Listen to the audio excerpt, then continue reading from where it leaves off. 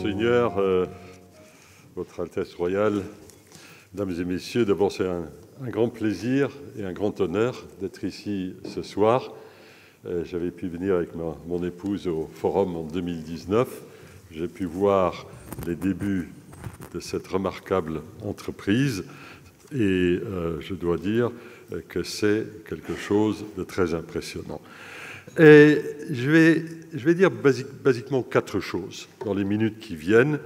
La première, et je ne vous apprendrai rien en disant ça, c'est que la fin de la guerre froide a elle-même pris fin le 24 février. La guerre existait déjà dans beaucoup de régions, trop de régions du monde, mais elle est maintenant revenue en Europe.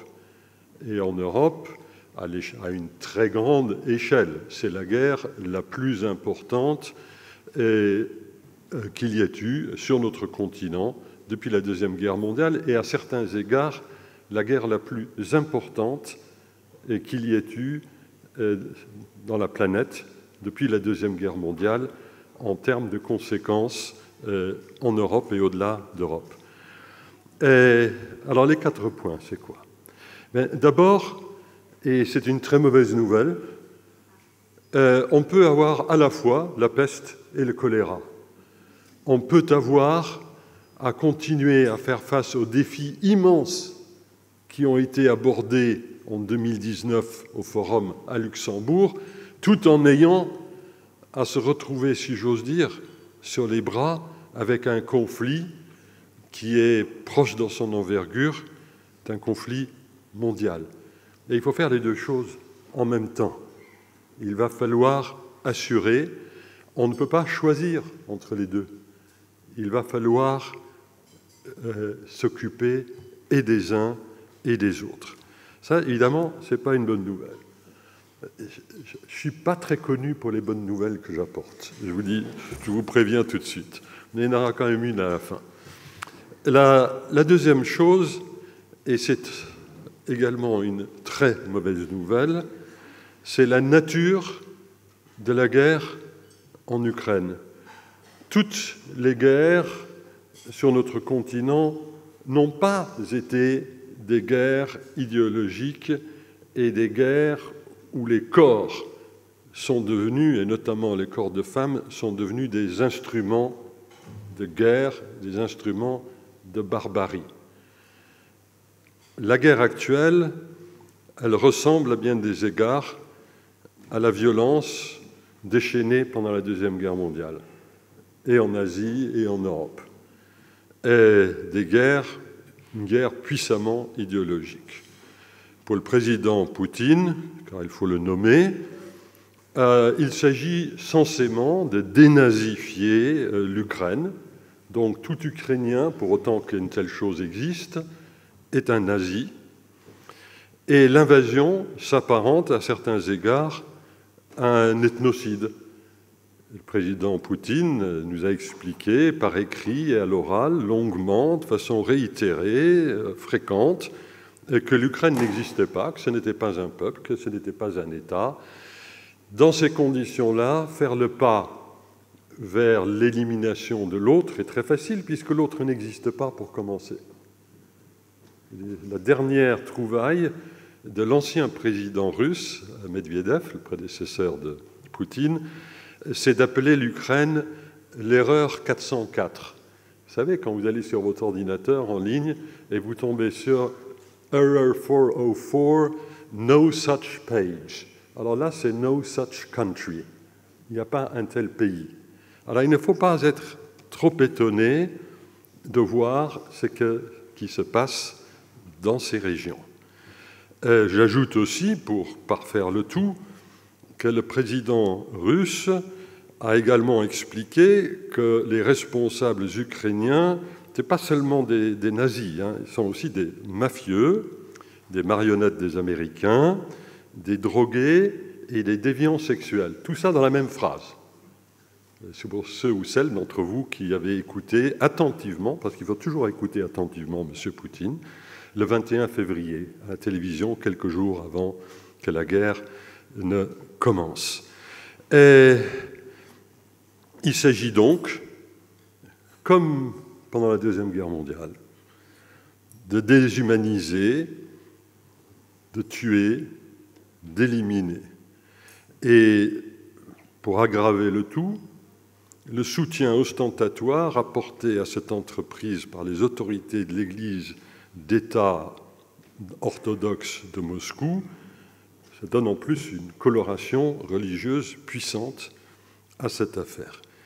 Et les violences sexuelles font partie de cette entreprise. Comme l'a dit hier à Paris l'une de nos oratrices de ce soir, Madame Paten, je la cite, elle disait « Les viols et agressions attribués aux forces russes constituent clairement une stratégie militaire et une tactique délibérée pour déshumaniser les victimes. » C'est clair, c'est net, et on n'ose pas dire sans bavure, parce que la bavure est malheureusement partie constitutive du système. Et nous ne savons pas combien de temps cette guerre va durer.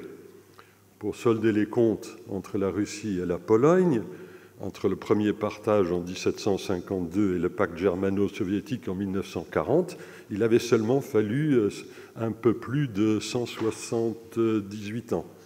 Je ne sais pas si ça durera 178 ans, mais ce ne sera pas, malheureusement, pour autant qu'on puisse en juger à ce point, une guerre brève. Troisième mauvaise nouvelle, dont la gravité n'est pas appréciable pour le moment, c'est que, bien entendu, d'autres guerres de ce type peuvent éclater. On en avait eu des prolégomènes et des pires.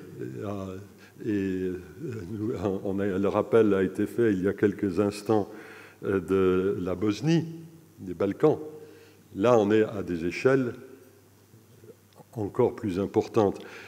Chacun connaît le sort des Ouïghours en Chine.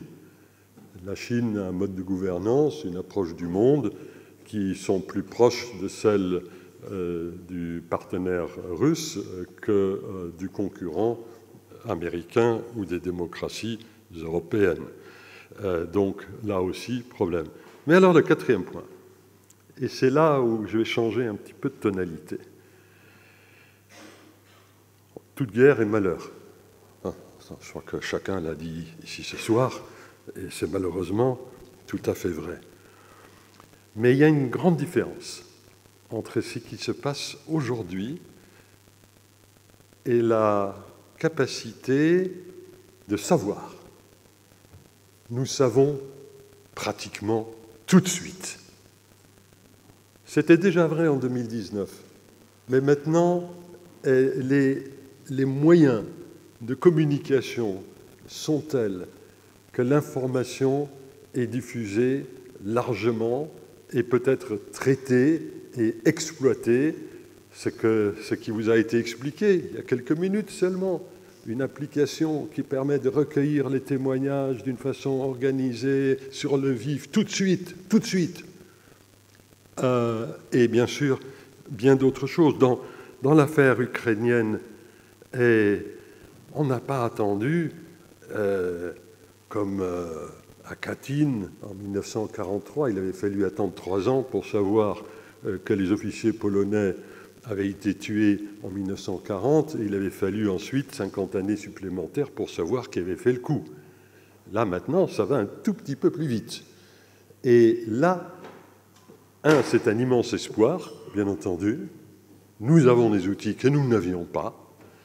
Et quand je vois la vitesse avec laquelle, puisque Stéphane a eu raison de rappeler que je suis luxembourgeois, mais je suis aussi français, et quand je vois la rapidité avec laquelle nos compatriotes sont allés non seulement à Boutcha, mais peut-être de façon encore plus remarquable à Izium, il y a 3 semaines, c'est là, pratiquement dans les pas des militaires ukrainiens qui venaient de libérer la ville. Et c'est de moins en moins une question d'argent, c'est de plus en plus une question de volonté et aussi d'organisation. Tout cela doit être organisé, c'est à ça que doivent servir aussi le type d'organisation que vous incarnez ici ce soir. Et je vais quand même retomber dans la noirceur. J'ai été en Ukraine récemment. J'étais il y a un mois. Je n'y étais pas allé spécialement pour participer aux travaux sur les crimes de guerre. J'en ai pris connaissance. Et aucune personne n'est protégée ni par son âge, ni par son sexe, ni par son statut, ni par quelque autre considération que ce soit contre la haine génocidaire de l'envahisseur. Et ça, je dois dire que, bon, je savais que cette guerre serait terrible. Je faisais partie de ceux qui la pensaient malheureusement assez probable. Je n'ai pas été trop surpris par son avènement. Mais malheureusement, même à mon âge, on parvient à être surpris par la capacité de cruauté des êtres humains dès lors qu'ils sont animés par une haine fanatique. Et c'est pour cela aussi qu'il va falloir de foncer encore plus, de travailler encore plus que vous ne le faites. Il faut vraiment, vraiment savoir que l'on a affaire à une horreur sans limite. Mais encore une fois, je sais que vous le savez, mais il fallait que je vide mon cœur. Merci. Merci beaucoup, professeur.